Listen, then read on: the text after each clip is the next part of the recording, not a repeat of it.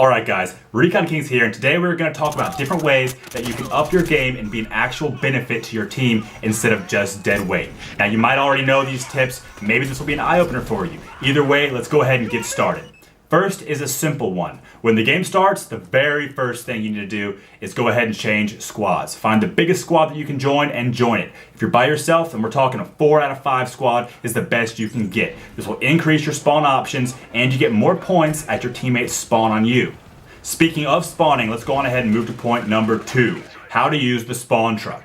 It's funny when I see the other team's spawn truck parked real close to the objective. Alright, that's just free points for me. A few grenades or camp it and you'll be racking up points real quick. So what can we learn from this? Don't park the spawn truck on the objective. Move it up to a safe distance where it won't be noticed and then leave it alone. If one of your teammates parked it in a safe place, then again, leave it alone. It's better to run 80 meters from a hidden spawn truck than to have to run 1,000 meters because it got blown up on the objective. This can make or break a game because your entire team can spawn from this bad boy.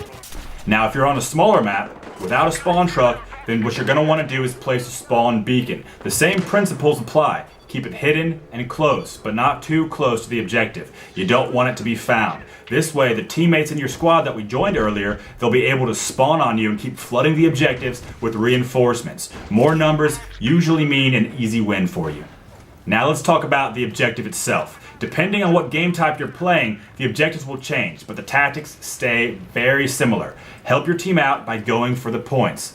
Capture the objective in Conquest, then move on to the next one. Grab the cash and blood money, drive the cars and hotwire. It's pretty simple. Guys, you can always sit back and cover the other players doing the real man's work up on the objective, but sometimes that man needs to be you. Grow a pair and push the fight. You won't win if you don't score. And I like to follow the saying, if it is to be, it's up to me. Which simply means I can't trust the randoms I'm playing with to get the job done. So it's up to me if I want to win it.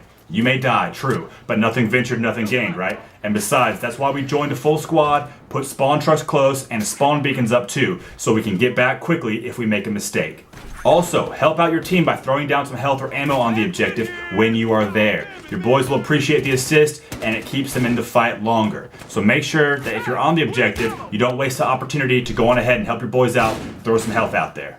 Alright, moving on. When you're heading to the objective, don't always follow the same path everybody else does. There's always going to be campers watching the main routes. Sometimes it's best to take the extra time and flank from the sides. Make your own path. I love to go around and come at the enemy from behind. They don't see you coming, and you can help out your team instead of just getting killed on the regular approach. This will give you the upper hand, increase your KD, and help your team out in a big way.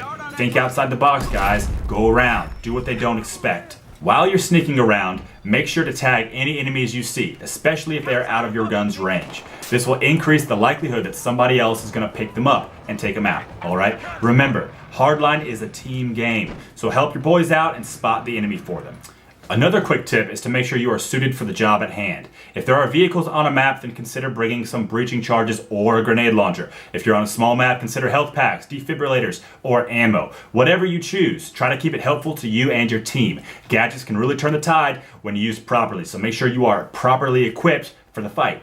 If you don't know much about the different classes and gadgets, you can check them out by clicking one of these links.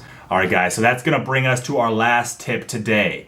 Do not use team vehicles as your own personal taxi. Alright, I'm talking about helicopters, the armored cats, and spawn trucks. These vehicles are there to help the team, not to help you get to your super elite Delta Sniper hidey spot, alright? Basically, don't be a dick. Use the motorcycles or squad cars. They spawn back super fast and take about the exact same time as the team vehicles to get to where you want to go. If you're on your own program, that's cool. Just leave the team vehicles for the guys trying to win the match for you. Don't do this.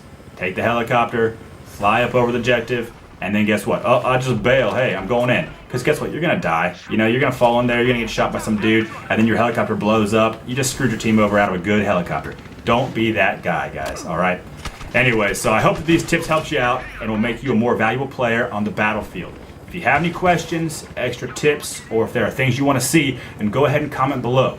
Good luck helping out all those crazy randoms online. You now have the tools you need to succeed. Remember, if it is to be, it's up to me. Thanks for watching, guys. Recon Kings out.